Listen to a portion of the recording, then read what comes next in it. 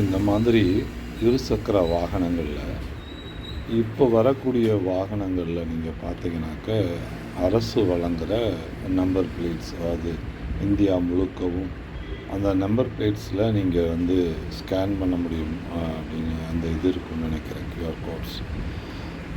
ஆனால் பல இருசக்கர வாகனங்கள், கார்கள், ஆனால் இருசக்கர வாகனங்களில் மிக அதிக அளவில் இந்த மாதிரி எந்த விதமான பின்பக்க எண் பலகை இல்லாத வாகனங்களை நகரங்களில், சப்பர்பன், அதாவது சிறிய நகரங்களில், வளர் நகரங்களில் எல்லாத்துலேயும் இந்த மாதிரியான வாகனங்களை பார்க்க முடியுது. இந்த வாகனங்கள் எல்லாமே அதிக குதிரைத்திறன் கொண்டவை.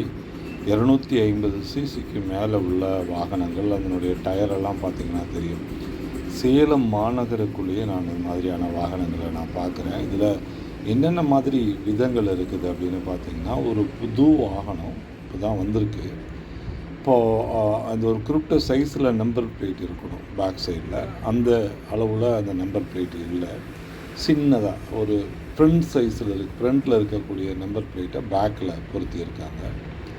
அப்புறமா நம்பர் பிளேட்டுகளை ஒரு ஆங்கிள், அதாவது சப்போஸ் யாராவது ஒருத்தர் வந்து அவன் காவல்துறை மறிக்கிறாங்க, அவங்க வந்து வேகமாக வாகனத்தை நிறுத்தாமல் போயிடுறாங்கன்னா அந்த காவல்துறையால் அந்த நம்பரை பார்க்கவே முடியாது. எப்படின்னா, அந்த நம்பர் பிளேட் வந்து ஒரு முறையற்ற முறையில் அமைக்கப்பட்டிருக்கும். ஒன்று மேல் நோக்கி பார்க்குற மாதிரி, இல்லைன்னா மடக்கி விட வசதியாக அந்த நம்பர் பிளேட்டை மடக்கிடலாம், உள்குள்ளே இன்ஃபோல்டு பண்ண முடியும். அப்படியான நம்பர் பிளேட்டுகளை செஞ்சு கொடுக்கக்கூடிய ஆட்கள் இங்கே இருக்கிறாங்க. ஒன்று. இரண்டாவது வந்து நம்பர் பிளேட்டை எடுத்துட்டு பிரிண்ட் பண்ணி அதை ஒரு பாலித்தீன் கவரில் போட்டு அதை ஒரு செல்லோ டேப் போட்டு மொக்காடில் ஒட்டி வச்சுருக்காங்க. இது வந்து நேற்றே நான் இது மாதிரி 2 வாகனங்களை நான் பார்த்தேன். ஆனால் அந்த வண்டிக்கு நம்பர் இருக்குது, புதிய வாகனம் தான், அது ஒரு 200 சிசி உள்ள வாகனம் தான். ஆனால் அந்த வாகனத்துக்கு பின்னால் நம்பர் பிளேட் இல்லை, நம்பரை எழுதி ஒட்டியிருக்காங்க. இதுவும் நகரத்துக்குள்ளேயே தான் உள்ளது. சில ஏழைகள் நம்பர் பிளேட்டுகள் விழுந்திருக்கும், முன்னாடி நம்பர் பிளேட் இல்லாமல் இருக்கும், அதெல்லாம் ஓகே, நம்ம அதை ஏற்கணும். ஆனால் பெரும் வாகனங்களை அதிக 2.5 லட்சம் ரூபாய் போட்டு வாங்குகிற வாகனங்களில் நம்பர் பிளேட்டுகள் இல்லை. அரசு கொடுக்குற நம்பர் பிளேட்டுகள் இல்லை. அரசு நம்பர் பிளேட்டுகளோடு தான் வாகனங்களை வெளியில் வரணும்னு நான் ஒரு டைம் போகும்போது ஆர்டிஓ ஆஃபீஸில் போய் வாகனத்தை நிறுத்தி நம்பரையும் கொடுத்துட்டு எல்லாத்தையும் கொடுத்துட்டு தான் வாகனம் வெளியில் வருதுன்னு சொல்கிறாங்க.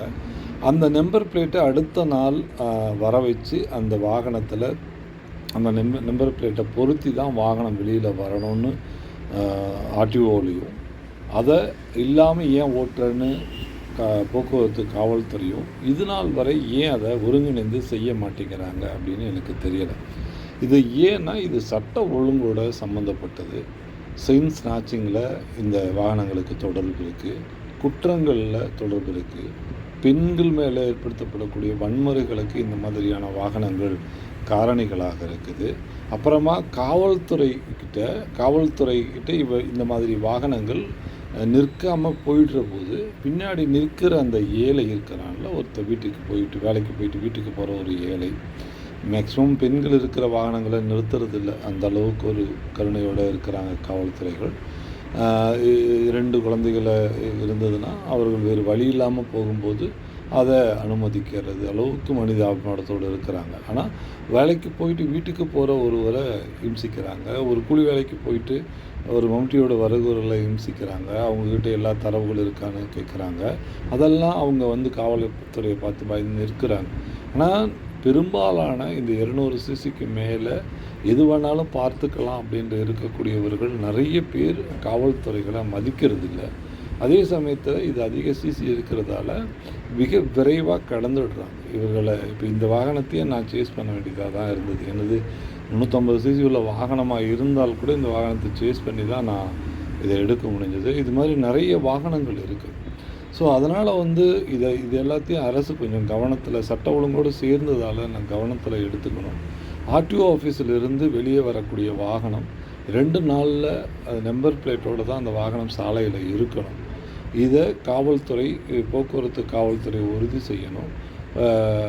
ஃபைன் பண்ணுறது, அதாவது வாகனத்திற்கு பணம் வசூலிக்கிறது, அதாவது விதிமீறலுக்கு பணம் வசூலிக்கிறது போக்குவரத்து காவல்துறையில் இருக்கக்கூடாது.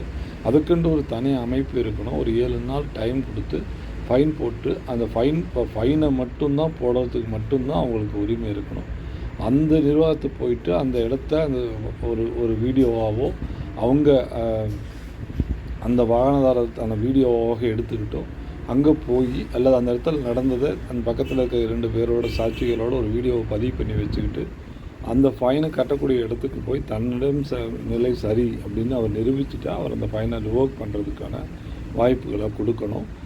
பணம் வசூலிக்கிறத அந்த காவலர்களுக்கு கொடுக்கக்கூடாது. ஏன்னா அவங்க பார்கெயின் பண்ணி லஞ்சமாக வாங்குகிறாங்க. ஸோ அதை கொடுக்கக்கூடாது. இந்த மாதிரி வாகனங்கள் ஒரு வாகனம் கூட சாலையில் இருக்கக்கூடாது. அதே பெரிய வாகனங்களும் புதிய வாகனங்கள் போர்வையில் நம்பர் பிளேட் இல்லாமல் இயங்கக்கூடாது. இதை அரசு கொஞ்சம் கவனத்தில் எடுத்துக்கணும். இது ரொம்ப முக்கியமான ஒரு பிரச்சனையாக நான் பார்க்குறேன். ஸோ நன்றி, வணக்கம்.